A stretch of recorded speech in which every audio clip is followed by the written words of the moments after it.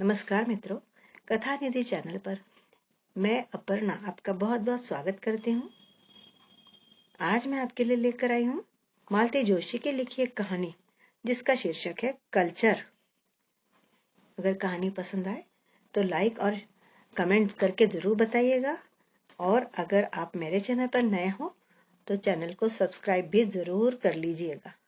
तो आइए सुनते हैं कहानी culture. Mummy please come here. Bathroom से प्रिया चीख रही थी। मेरे हाथ आटे में सने हुए थे, गैस पर करेले सिंक रहे थे और घड़ी 9:30 बजा रही थी। इतनी कोफ्त हो आई मुझे।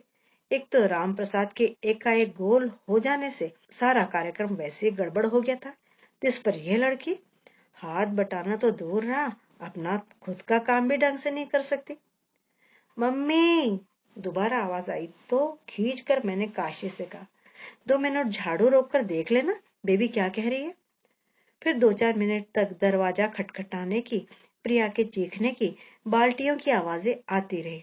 उसे शायद ठंडे पानी की जरूरत पड़ गई थी। बाथरूम में काशी का आना उसे सख्त नागवार गुजरा होगा, पर मैंने ध्यान ही नहीं दिया। अभी 10 बजते बजते सब लोग खाने के लिए शोर मचाना शुरू कर देंगे।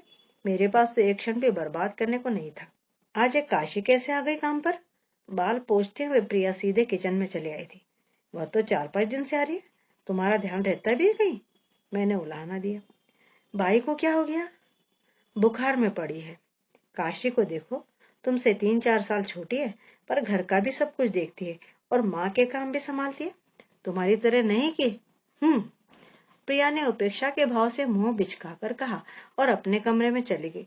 उसकी छरहरी आकृति को मैं देखती रह गई। मैक्सी में पीछे से बिल्कुल स्कूली दिखाई दे रही थी। उसे देखकर कोई भी विश्वास नहीं कर पाता कि वह बीए फाइनल में है। खाने की मेज पर सब इकट्ठे हुए। उस समय काशी आंगन में बर्तन मल रही थी। आज वह बहुत देर करके आई थी और ठीक इनके खाने के समय ही बर्तन लेकर बैठ गई थी। जैसे कि मुझे आशंका लगी थी कि 2 मिनट बाद ये झल्ला उठेंगे। वैसे ही हुआ। ये किरिड़ किरिड़ बंद करो भाई, दिमाग खराब हो गया मेरा। मैंने प्रिया को इशारा किया। वह बाहर जाकर काशी को समझाई। बर्तनों की खड़खड़ाहट कुछ ही देर बाद रुक गई और बाल्टियों में साबुन के उफनते झाग की ध्वनि सुनाई देने लगी। वह शायद अब कपड़ों में साबुन दे रही थी। यह काशी कितना चुपचाप रहने लगी है अब, नहीं तो पहले बाप रे बाप दिन भर पटर पटर करती रहती थी। सुन सुनकर सिर में दर्द होने लगता। प्रिया बोली, और वो कौन सा गाना था मम्मी? बिंदिया चमकेगी या इन्हीं लोगों ने? बस रेडियो पर आया नहीं कि देवी जी काम वाम छोड़कर भागती थी। एक बार तो राक्स ने हाथों से ही रेडियो तेज कर दिया था। इतना डांटा था मैंने तब। विवेक बोला, और विक्की, तुम्हारा वह लंबे बालों वाला दोस्त आया था तब याद है? सीधे दरवाजे में खड़े होकर घूर रही थी उसे। मम्मी ने कैसा डांटा था तब। दोनों बच्चे उस बात को याद करके खिलखिलाकर हंस पड़े। काशी वाकई बहुत चंचल थी। चाहे मेरा ड्रेसिंग टेबल हो या इनका टाइपराइटर, प्रिया का कार्डिगन हो या विवेक की किताबें, उसे हर चीज छूने से मतलब था। इतना डांटती थी मैं, और बाद में खुद ही तरस आ जाता था उस पर। प्रिया और विवेक तो अक्सर चिढ़ते रहते, मम्मी की लाडली है ना वो, तभी तो उसे किसी का डर नहीं है। कुर्सी खिसकने की आवाज आई, तब होश आया कि ये खाना खा चुके हैं। करीब करीब सभी लोग साथ ही उठ गए। इन्हें सुपारी, पेन, रुमाल, घड़ी आदि पकड़ा कर दफ्तर के लिए विदा किया ही था कि प्रिया भिनभिनाती हुई आई। हमारी पीली वाली बेल बॉटम प्रेस होकर क्यों नहीं आई मम्मा? तुम्हारे पास और कपड़े नहीं है? मैंने जरा सख्ती से कहा तो चुपचाप अपने कमरे में चली गई। पर उसका भुनभुनाना बड़ी देर तक जारी था। रानी है ना कहीं की, बस जिसका मूड हो वही कपड़ा सामने चाहिए। पता नहीं ससुराल में कैसे क्या निभाएगी जाकर। विवेक सीधा खेल खाल कर शाम को 7 बजे तक ही घर लौट पाता था, इसलिए उसे टिफिन देना जरूरी हो जाता था। लेकिन उसका लंच बॉक्स कहीं नहीं मिल रहा था। डिब्बा कहाँ है रे? कमरे में ही होगा, मेज पर या खिड़की में। मम्मी देख दो ना प्लीज। कमाल करते हो तुम लोग, आते ही डिब्बा धुलने क्यों नहीं दे देते रोज? अब कब साफ होगा, कब भरा जाएगा? लेकिन मुझे चिंता करने की जरूरत ही नहीं पड़ी। कपड़े धोने का काम कुछ देर के लिए स्थगित करके काशी उठी। विवेक के कमरे से लंच बॉक्स लाकर उसने धोया, कपड़े से पोंछा और मुझे थमा दिया। काशी द ग्रेट यहाँ पर मौजूद है, फिर हे मातेश्वरी, आपको चिंता करने की क्या आवश्यकता है? विवेक ने कुछ इस अंदाज से कहा कि मुझे तो हंसी आई ही, प्रिया का फूला हुआ मुंह भी हंसी जब्त न कर सका। सच मम्मी, काशी ससुराल चली जाएगी तो तुम्हारी बड़ी मुसीबत आने वाली है।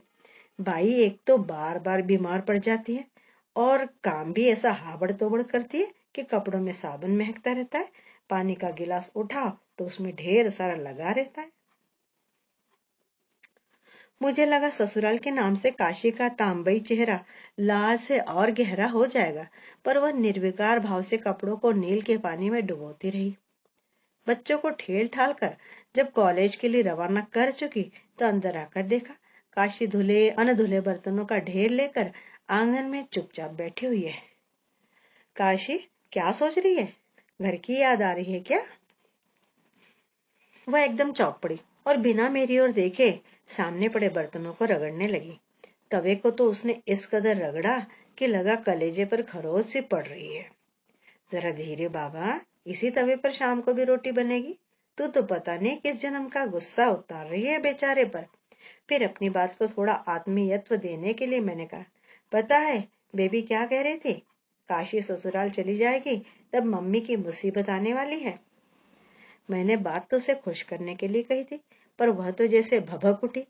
कहीं नहीं जा रही हूँ मां जी, आप फिक्र मत करो, उसने कड़वाहट भरे स्वर में कहा और गंदे पानी की बाल्टी को कुछ ज्यादा ही ताकत लगाकर नाली में उलट दिया।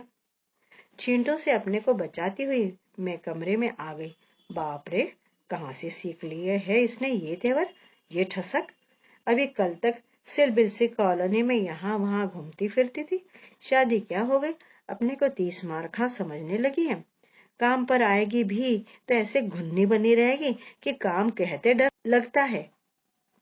मैं जा रही हूँ मान जी, दरवाजा लगा लेना। कुछ देर बाद उसने मेरे कमरे के दरवाजे पर खड़े होकर कहा। अनिच्छा से ही मैं उठी, उसके पीछे दरवाजा बंद किया और बिस्तर तक पहुंची ही थी कि फिर बेल बजी। मन ही मन कुड़ते हुए दरवाजा खोला, वही महारानी जी थी। अब क्या रह गया? मैंने रूखी आवाज में पूछा। उसने कोई जवाब नहीं दिया और मुझे ठेलकर सीधी अंदर आ गई। बरामदे की जाली से एकटक सड़क की ओर देखने लगी। उसकी नजरों का अनुसरण कर मैंने देखा सामने वाली पुलिया पर एक आदमी बैठा था। नारंगी रंग की कमीज, नीली धारीदार पैंट और गले में रुमाल। काशी सहम कर लौट आई थी, उसमें आश्चर्य करने जैसा कुछ नहीं था। चल अंदर आकर बैठ जा, थोड़ी देर बाद में चली जाना, मैंने अधिकार वाणी से कहा और उसे लेकर घर में आ गई। बिस्तर पर जाकर लेटी ही थी कि याद आया, पता नहीं लड़की कितने सवेरे से घर से निकली है। 7-8 घर का काम निपटाते निपटाते यह वक्त हो गया है। पता नहीं पेट में कुछ पड़ा भी है कि नहीं। उठकर किचन में आई, प्लेट में उसके लिए थोड़ा खाना निकाला और देने गई तो देखा वह स्टोर की खिड़की से एकटक बाहर देख रही है। मैंने झांक कर देखा, वह आदमी वहीं बैठा मेरे घर की ओर देख रहा था और काशी जिस एकाग्रता से उसे देख रही थी, उसे भय का नाम तो नहीं दिया जा सकता था। कौन है रैया, तू पहचानती है? मेरा कुतूहल जागृत हुआ। मेरा आदमी है। खंजन मंजू तिरछे नयननी जैसी पंक्तियों पर गदगद हो जाने वाली मैं उसकी बेबाकी पर स्तब्ध रह गई। तुझसे मिलने आया है? कुछ देर बाद मैंने पूछा। उसने सिर हिला दिया। तो घर पर क्यों नहीं बुलाती उसे? यहाँ किस लिए? लेकिन कहते कहते मेरा गुस्सा अपने आप उतर गया। भला घर पर इतने लोगों के सामने यह कैसे संभव था? ममत्व से भरकर मैंने ही आगे कहा, वह बेचारा वहां धूप में बैठा है और तू यहाँ से ताक झाक कर रही है। जा तो उसे लेकर मेरे पास आ, डांटूंगी मैं उसे। शादी को 2 साल हो चुके, अब तक विदा कराने की सुध नहीं आई उसे। वह तो लेने आ जाता है, पर मेरा बाप भेजता कहाँ है? बाप को बाप कहने की दिलेरी वाकई दाद देने लायक थी। वह तो कल भी आया था। अच्छा, मेरे बाप ने खूब दंगा किया और भगा दिया। आखिर तुम्हारे पिता का कहना क्या है? ताक चाहने पर भी मैं बाप न कह सकी। वह कहता है शराब छोड़ दो। ठीक तो है, शराब तो बहुत बुरी चीज है। बुरी तो है, पर कौन नहीं पीता? मेरा बाप पीता है, काका पीता है, भाई भी पीता है। मर्द है, कमाएगा तो पिएगा नहीं।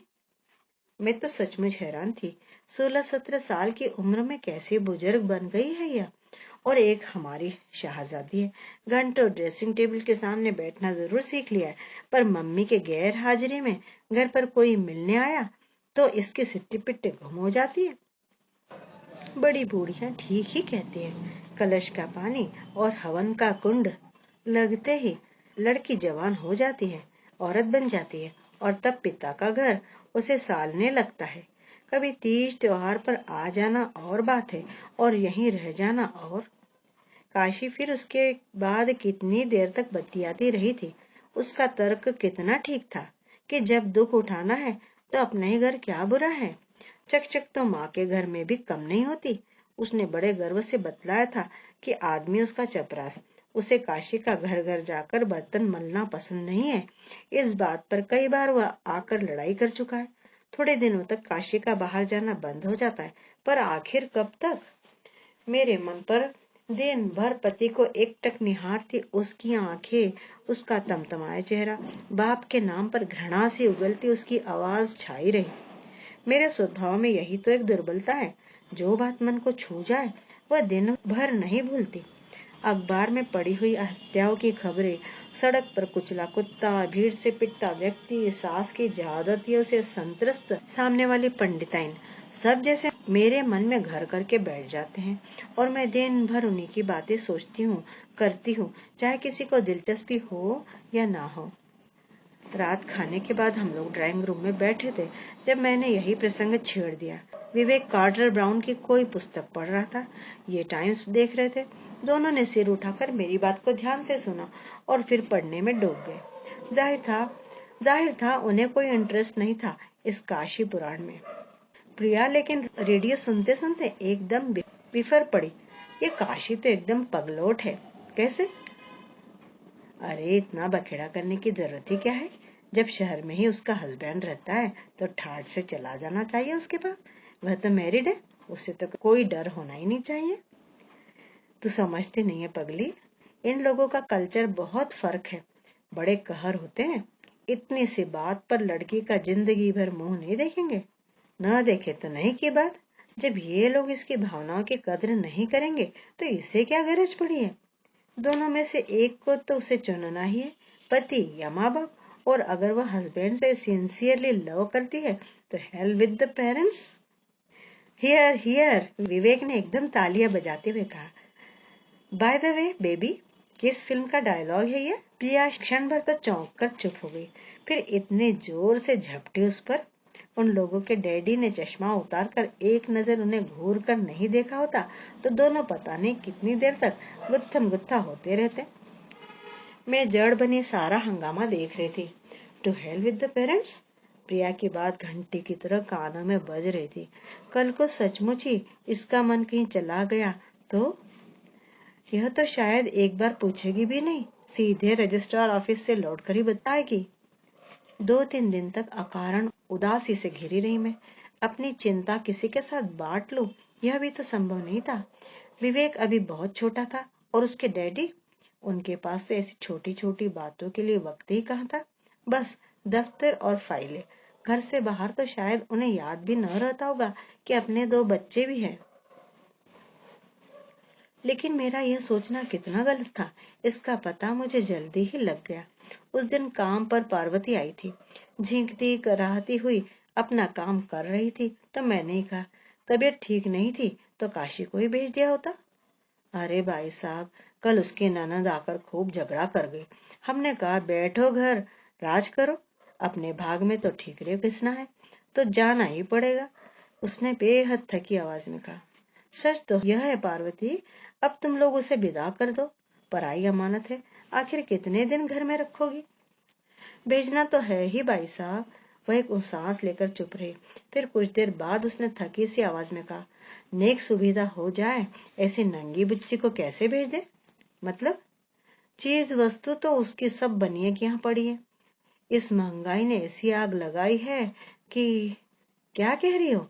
इस तरह ब्याहता लड़की के गहने कोई गिरवी रखता होगा? छी, मेरा मन घृणा से भर उठा।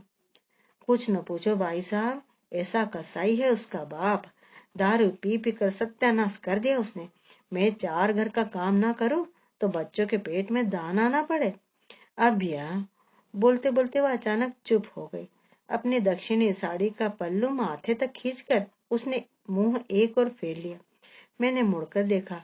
हाथ में ब्रीफकेस लिए ये बेडरूम के दरवाजे पर खड़े थे। अरे आप कैसे आ गए? दरवाजा खुला था, इन्होंने रूखी आवाज में कहा। मेरा मतलब है इस समय। मेरी बात समाप्त होने से पहले ही ये अपने कमरे में लौट गए।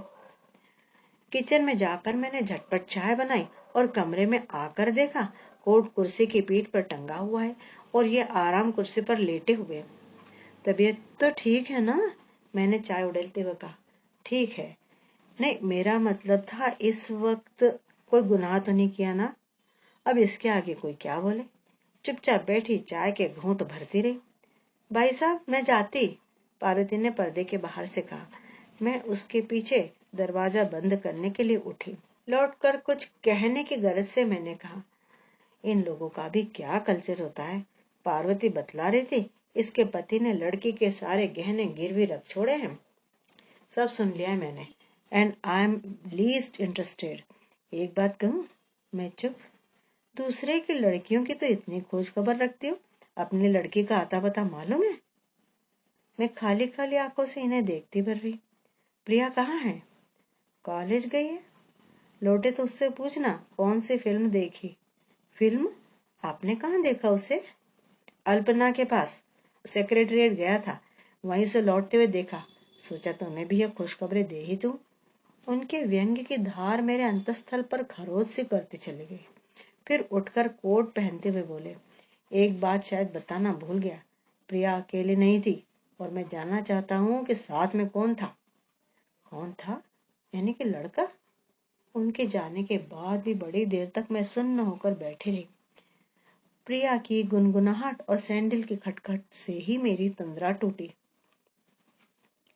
मम्मी, तुम यहाँ हो? हमने सारा घर छान मारा, कुछ खाने को दो ना, बड़ी भूख लगी है, उसने मेरे गले में बाहें डालते हुए कहा। मैंने घड़ी देखी, ठीक 5:15 हो रहे थे। 12 से 3 का शो देखकर वह ठीक समय पर घर पहुंच गई थी। मम्मी को संदेह की जरा भी गुंजाइश उसने नहीं छोड़ी थी। मेरा मन तिक्त हो उठा। उठो ना मम्मी, प्लीज। टॉकीज पर कुछ रिफ्रेशमेंट नहीं मिला क्या आज? मैंने सहज स्वर में पूछा। टॉकीज? उसने बड़ी बड़ी आंखों को गोल गोल घुमाया। कौन सी पिक्चर देखी आज? मैंने दूसरा प्रश्न पूछा। तुम्हें तुम्हें कैसे पता चला? उसने आशंकित स्वर में पूछा। डैडी ने बताया था। उन्होंने यह भी बताया था साथ में कोई और था, पर वे पहचान नहीं पाए। इसके बाद उसे छटपटाता छोड़कर मैं किचन में चली आई। मालूम था वह अधिक देर तक चुप नहीं रह सकेगी, खुद ही सब कुछ उगल देगी। मेरा अंदाज सही निकला। 10-15 मिनट बाद ही मेरे गले में बाहें डालते हुए उसने कहा, मेरी अच्छी मम्मी, प्लीज मुझे माफ कर दो। छोड़ो, मुझे काम करने दो, मैंने रूखाई से कहा। उसने आगे बढ़कर गैस बंद किया और मेरा मुंह अपनी ओर घुमाकर बोली, पहले मेरी बात सुनो प्लीज। सुन रही हूँ, कहो। स्वर मेरा अब भी सख्त था।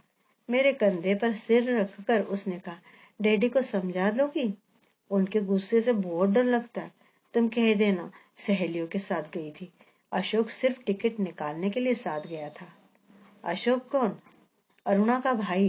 तुमने देखा तो है ना उसे? वह क्या इतना चीप लगता है कि साथ जाना भी गुनाह है? मैं कुछ नहीं बोली। अपनी बात उसके डैडी के गले उतारना कितनी टेढ़ी खीर है ये मैं ही जानती थी।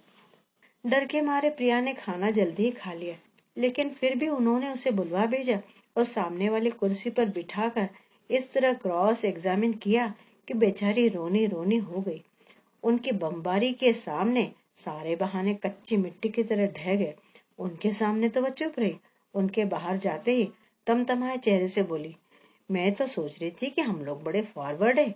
यह तो आज मालूम हुआ कि घर में अंग्रेजी बोलने से कोई मॉडर्न नहीं हो जाता। मेज पर खाना खाने वाले लोग भी दकियानूसी हो सकते हैं। लेकिन मेरे लिए यह प्रसंग यहीं समाप्त नहीं हो गया। बेडरूम में किसी बौखलाए शेर की तरह वे मेरी प्रतीक्षा कर रहे थे। मेरे अंदर आते ही बरस पड़े। दुनिया की औरतें नौकरी करती है और घर भी देखती है, तुमसे एक काम भी ढंग से नहीं हो सकता?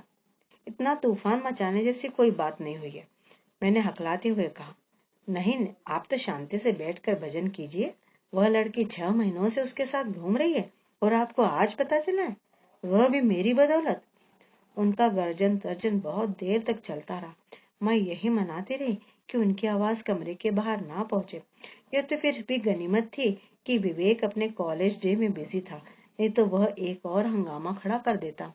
इनका मूड सुबह तक भी सही नहीं हो पाया था। प्रिया की आंखें भी सूजी सूजी सी लग रही थी। शायद रात भर रोती रही। वह इनसे सामना होने के डर से 10 बजे तक कमरे से बाहर ही नहीं निकली। दफ्तर जाने से पहले ये उसके कमरे तक गए और दरवाजे के पास खड़े होकर बोले, बेबी, कल जो हुआ, लेट अस फॉरगेट इट, लेकिन आगे से यह बात रिपीट ना हो। और एक महत्वपूर्ण निर्णय सुना चुकने के भाव लेकर ये लौट आए कि प्रिया ने आवाज दी, डैडी।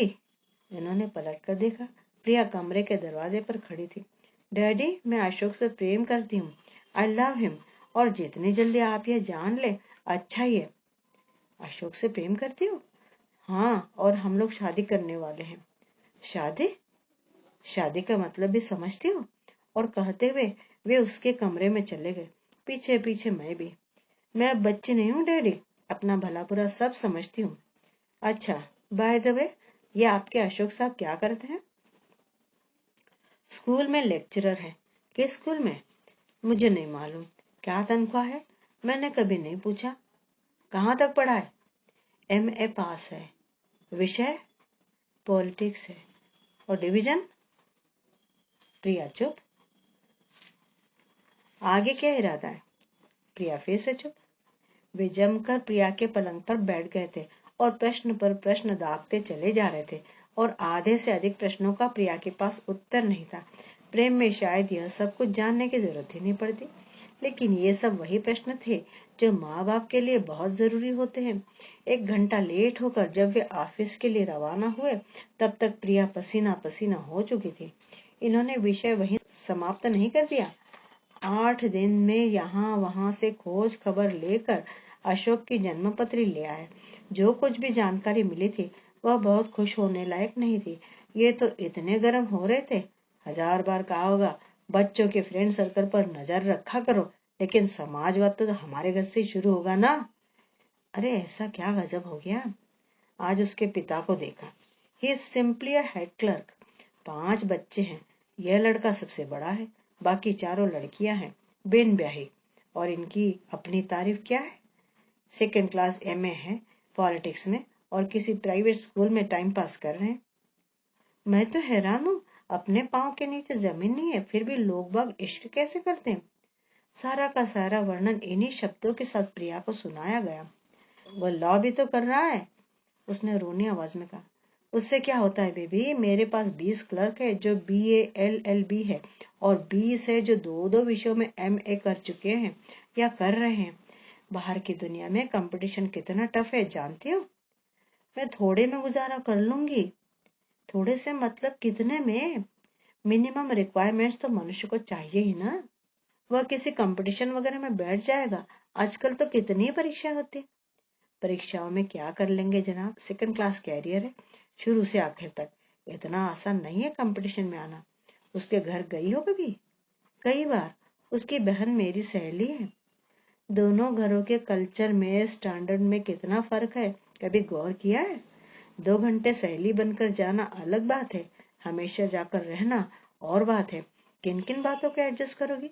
यहाँ तो एक दिन तुम्हें नाश्ते में अंडा न मिले तो आसमान सिर पर उठा लेती हो। उस घर में चलेगा यह सब? बात कहने का उनका लहजा कठोर जरूर था, पर यह मैं समझ गई कि उनके अंदर का बाप ही उनसे यह सब कहलवा रहा है। इकलौती बेटी के भविष्य के लिए वे एकदम चिंतित हो उठे थे। उनके व्यवहार में भी एकाएक परिवर्तन आने लगा। दफ्तर की फाइलें अब उन पर इतनी हावी नहीं रहती थी। अक्सर वे बच्चों के पास बैठने का समय निकाल ही लेते थे। उनकी पढ़ाई में इंटरेस्ट लेने लगे थे। खुद ही जिद करके पिक्चर या शॉपिंग का प्रोग्राम बना डालते। अक्सर हमारे यहाँ शाम को ब्रिज या रमी का गेम जमने लगा था और छुट्टी के दिन कहीं बाहर घूमने का भी इन्हें अचानक शौक सा हो गया था। मुझे मालूम था यह सब प्रिया को व्यस्त रखने के लिए ही हो रहा है, पर मुझे अच्छा लग रहा था। पुराने दिन फिर लौट आए थे, जब ये बॉस नहीं थे। बच्चे घर के बदले हुए वातावरण को कितना पसंद कर रहे थे, ये जानने का समय भी मेरे पास नहीं था। जीवन कितना व्यस्त हो गया था। अशोक का इन्होंने फिर कभी नाम भी नहीं लिया, लेकिन कोई रोमांटिक फिल्म देखकर हम लोग लौटते तो यह कहते, सब बकवास है। अगर सचमुच ही इन लोगों को यह सब निभाना पड़े तो इन सब हेमा मालिनियों को छठी का दूध याद आ जाए। प्रिया दार्शनिक मुद्रा में डैडी की बातें सुनती रहती। वह इन दिनों बेहद गंभीर हो गई थी। अक्सर अपने कमरे में बैठी शून्य में देखती रहती। कॉलेज भी यदा कदा गोल कर जाती थी। उसकी खिलखिलाहट के बिना घर घर नहीं लग रहा था। सहेलियों का जमघट भी पहले का सा नहीं लगता। कई बार उसे तकियों में मुंह छुपाकर रोते हुए भी देखा मैंने। मेरा माँ का मन सांत्वना के लिए दौड़ पड़ता। मैं कहना चाहती थी, बेबी, लोग कुछ भी कहे, मनुष्य को अपने मन की आवाज पर ही अमल करना चाहिए। जीवन में पैसा ही सब कुछ नहीं होता। पर आवाज मेरे गले में फंस कर रह जाती और मैं सिर्फ उसके सिर पर हाथ फेरती रहती। नंदो जी का पत्र आया था। लिखा था, शोभा का, उनकी लड़की का डॉक्टर देवर 2 महीने के लिए अमेरिका से आया हुआ है। इस बार शादी करके ही वापस जाएगा। यद्यपि हम परिवार के बारे में शोभा की शादी में सुन चुके थे, फिर भी उन्होंने सारा वर्णन लिखा था। ससुर रिटायर्ड कमिश्नर है, एक जेठ आर्मी में है, एक जेठ उत्तर प्रदेश में डिप्टी सेक्रेटरी पद पर है। शोभा का पति किसी प्राइवेट फर्म में एग्जीक्यूटिव पोस्ट पर है। ननद नंदोई कनाडा में फार्म लेकर वहीं सेटल हो गए हैं। छोटी ननद IAS की तैयारी कर रही है, वगैरह वगैरह। और अंत में लिखा, हम चाहे तो प्रिया को यहाँ दिखा दे। पत्र पढ़कर इन्होंने पूछा, क्या विचार है? मैंने कहा, मेरा विचार किस काम का? अपने लाडले से पूछिए। मुझे तो उसके मन की थाह ही नहीं मिलती आजकल। पूछने का काम तो माँ लोगों का ही होता है। खैर, पत्र तो उसे दिखाई दो। सचमुच घरवर दोनों ही ऐसे थे कि किसी को भी लालच हुआ था, लेकिन मैं प्रिया पर किसी तरह का दबाव डालना नहीं चाहती थी। मैंने पत्र उसे देकर कहा, पापा ने तुम्हारी राय जाननी चाहिए। 2 दिन यूं ही निकल गए। तीसरे दिन दफ्तर जाते हुए ये बोले, भाई, मेरे कपड़े ठीक करके रख देना, रात की पंजाब मेल से जाऊंगा मैं। हाँ, और प्रिया, तुमने क्या तय किया? प्रश्न इतना सीधा और अप्रत्याशित था कि मैं और प्रिया दोनों स्तब्ध रह गए। वह मेज पर पड़े फिल्म फेयर की पन्ने उलटती रह गई। Come on baby, cheer up, जूते के तस्मे बांधते हुए बोले, इसमें इतना सोचना क्या है? यस और नो, बस। डैडी, उसने कांपती हुई आवाज में शुरू किया, डैडी, उसके पास मेरे कई लेटर्स है। इतना कहते हुए भी उसे पसीना छूट गया। I will see to that. और कुछ नहीं है ना? Are you sure? और खटखट सीढ़ियां उतरकर ये गैरेज की ओर चले गए। मैं फटी फटी आंखों से प्रिया को देखती रही। उसके पास मेरे कई लेटर्स है। सिर्फ लेटर्स है? लड़की, तुझे क्या हुआ है? महीने भर तक अपने आप में घुलते रहने के बाद यही निर्णय लिया है तूने? अशोक के साथ ना सही, अपने साथ तो ईमानदारी बरती होती। पर इतना सोच विचार करने के लिए समय ही नहीं था। दोनों की अटैचियां तैयार करनी थी। इनके तो बस 2-4 कपड़े रखने थे, लेकिन प्रिया के कपड़ों को लेकर कोई निर्णय नहीं हो पा रहा था। कभी वह मेरा वार्डरोब खोल कर बैठ जाती कि अवसर के लायक 4-6 साड़ियां छाट ले। कभी उसे ख्याल आता फॉरेन रिटर्न दूल्हे का और वह अपनी नीली लेस वाली मैक्सी और बेल बॉटम अटैची में ठूसने लगती।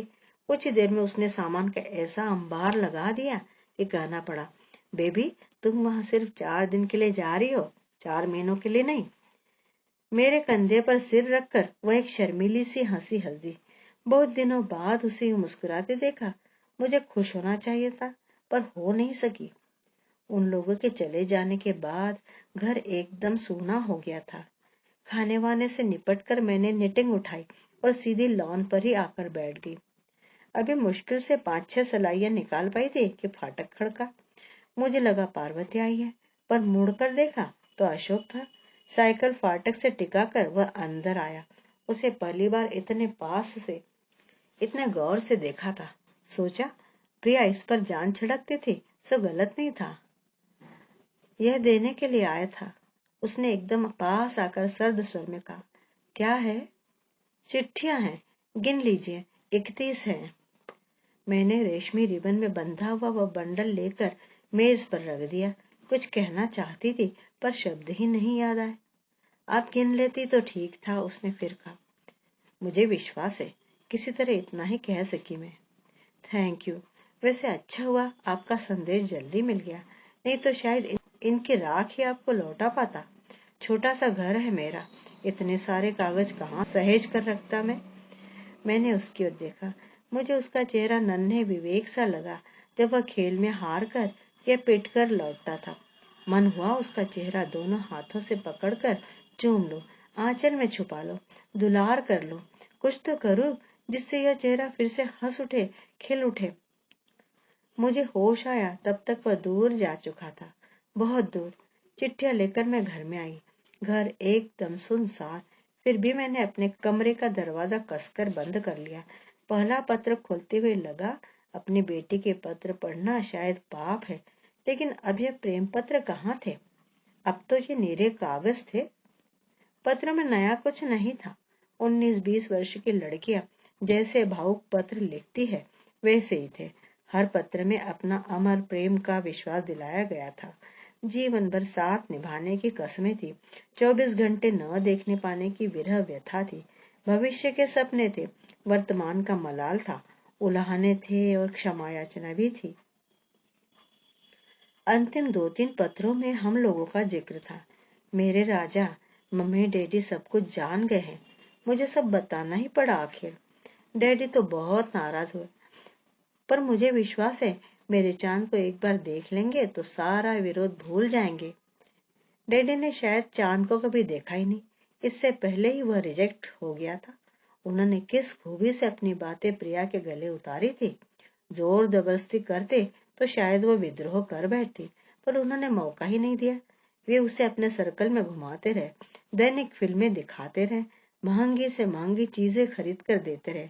उनके तरकश का एक तीर भी खाली नहीं गया था। सभी को विश्वास है कि प्रिया का यह रिश्ता पक्का हो जाएगा। ना भी होगा तो उसके डैडी इससे भी अच्छी जगह उसकी बात चला सकते हैं। लेकिन इस लड़के का, अशोक का खोया हुआ आत्मविश्वास कौन लौटा कर देगा?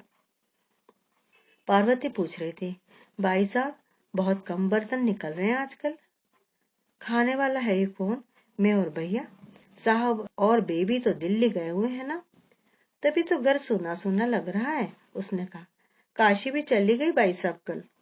चली गई? चलो अच्छा हुआ। लड़कियां अपने अपने घर ही अच्छी लगती है। लेकिन वह तो रोने बैठ गई। इतना बिलख कर रो उठी कि मैं तो परेशान हो गई कि कैसे समझाऊं। आखिर राम प्रसाद चिल्लाया, रोती क्यों? शहर में तो ससुराल है, जब चाहे मिलाना, जब चाहे बुला लेना। अरे भैया, उसके बाप ने कहा है घर में घुसेगी तो जान ले लूंगा। अरे ऐसा क्यों? उसके जवाब में पार्वती ने अपनी राम कहानी सुनाई। काशी का बाप उसका रिश्ता दूसरी जगह तय कर आया था। वहां से 500 लेकर उसके जेवर बनिया के यहाँ से उठाकर पहले वाले को लौटाने का प्लान था। रात उसने पंचायत बुलाई थी और दामाद पर आरोप लगाया था कि वह शराब पीकर काशी को मारपीट करता है, इसलिए वह लड़की को नहीं भेजना चाहता और रिश्ता तोड़ना चाहता है। उसने 5-6 गवाह भी जोड़ रखे थे। काशी और काशी की माँ तो थी ही। फिर क्या? काशी ने तो सबके सामने ये कह दिया कि उसे कोई तकलीफ नहीं है, वह अपने घर जाना चाहती है। पंचों के बीच में बाप की नाक काटकर वह चली गई। बाप ने कह दिया घर से अब उसे कुछ भी नहीं मिलेगा। और उसके गहने अब थोड़े ही लौटाएगा वह, उसे तो बहाना मिल गया। ससुराल वाले उसे परेशान नहीं करेंगे। अब जो उसकी किस्मत में लिखा होगा। पार्वती ने को सांस भरकर कहा, लेकिन भाई साहब बड़ी समझदार लड़की है। कहती है उस जन्म में कोई पाप किया होगा तो इस जन्म में भुगत रही हूँ, अब और पाप क्यों कमाऊं? कहानी सुनकर मेरे बदन पर कांटे उग आए थे। पार्वती के जाने के बाद कितनी देर तक मैं वहीं आंगन में पीढ़े पर शोक मग्न बैठी रही। राम प्रसाद बर्तन उठाने आया तो मैंने दर्द से भीगे स्वर में कहा, राम प्रसाद, सुना तुमने बाई क्या कह रही थी? आप भी हुजूर बहुत सोचते हैं। छोटी जात के लोग हैं ये, इनका धर्म क्या, ईमान क्या? राम प्रसाद अपनी पंडिताई के गर्व में बोला। सच तो है, छोटी जाति के लोग हैं ये। फिर उस अनपढ़ गवार छोटी सी लड़की को कौन सिखा गया कि पाप क्या है, पुण्य क्या है, न्याय क्या है, अन्याय क्या है? कौन सा साहस था उसमें जो इतने लोगों के सामने मुंह खोलकर अपने मन की बात कह गई? वह मेरा यह प्रश्न मुझे ही बड़ी देर तक सालता रहा। मित्रों, आपको कहानी कैसी लगी? पसंद आई हो तो लाइक और कमेंट करके जरूर बताइएगा। और हाँ, चैनल को सब्सक्राइब करना बिल्कुल भी ना भूलिएगा। कहानी सुनने के लिए बहुत बहुत धन्यवाद।